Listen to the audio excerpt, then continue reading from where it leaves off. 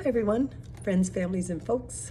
Susanna Reen's Inspiration is the theme, and I'm having an evening tea and reading what is claimed to be true stories out of Chicken Soup for the Soul.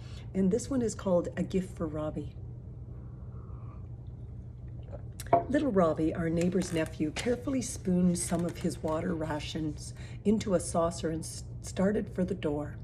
How I hated this water rationing. We were forced to bathe without soap in the deep little pond we shared with Jessie, our cow.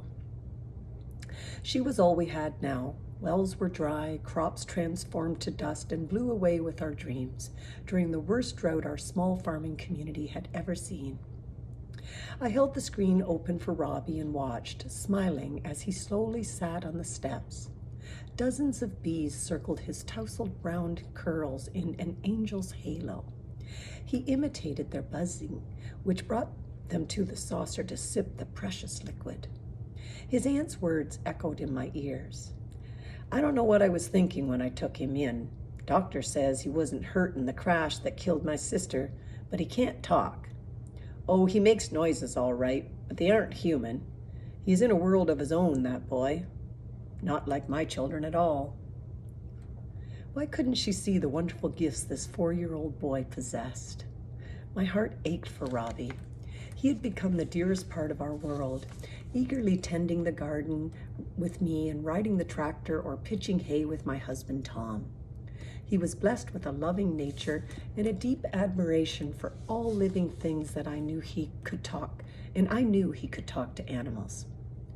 We rejoiced in discoveries he joyfully shared with us. His inquisitive and often impish brown eyes mirrored an understanding of everything verbal.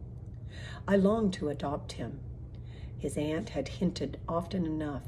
We even called ourselves Mom and Dad to Robbie, and before the drought had discussed adoption. But times were so bleak now that I couldn't approach the subject with Tom. The job he was forced to take in town to buy feed for Jessie and bare necessities for us had exacted its toll on his spirit.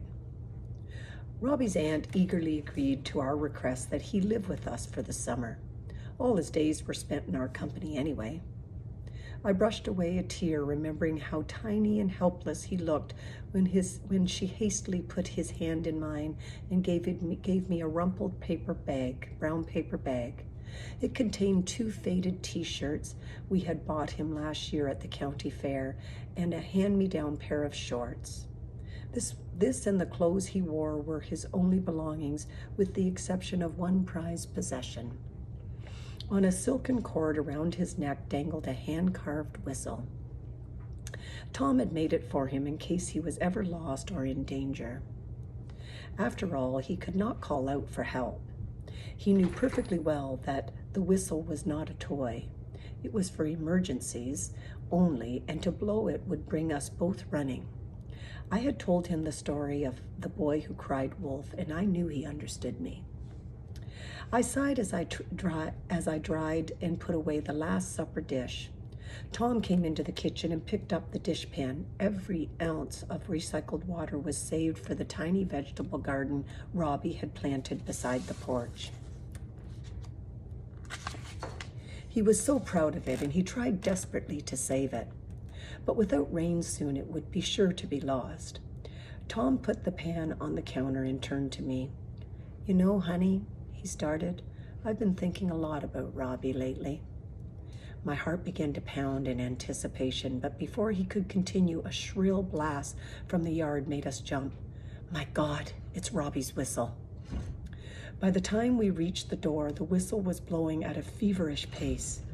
Visions of a rattlesnake filled my head as we raced into the yard.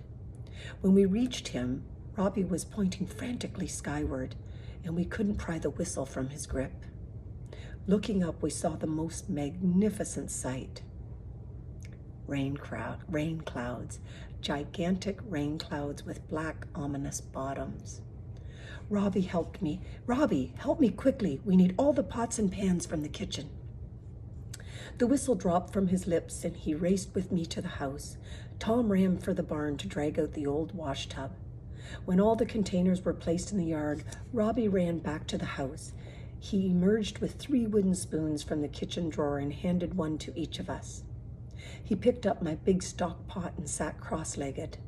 Turning it over, he began to beat a rhythm with his spoon. Tom and I each reached for a pot and joined in. Rain for Robbie, rain for Robbie, I chanted with each beat. A drop of water splashed on my pot and then another. Soon the yard was enveloped in soaking, glorious rain. We all stood with faces held upward to feel the absolute luxury of it. Tom picked up Robbie and danced about the pots, shouting and whooping. That's when I heard it, softly at first, and then louder and louder, the most marvelous, boisterous, giggling laughter. Tom swung about to show me Robbie's face. With head tilted back, he was laughing right out loud. I hugged them both, tears of joy mixed in with the rain. Robbie released his grip from Tom and clutched my neck. "Wobbies," he stammered. Stretching out one tiny cupped hand to catch the downpour, he giggled again. "Wobbies Wayne, Mum," he whispered. Submitted by Tony Folco. I hope you liked that little pick-me-up for the day. Blessed be. Cheers. Share it with someone you think maybe needs a visit.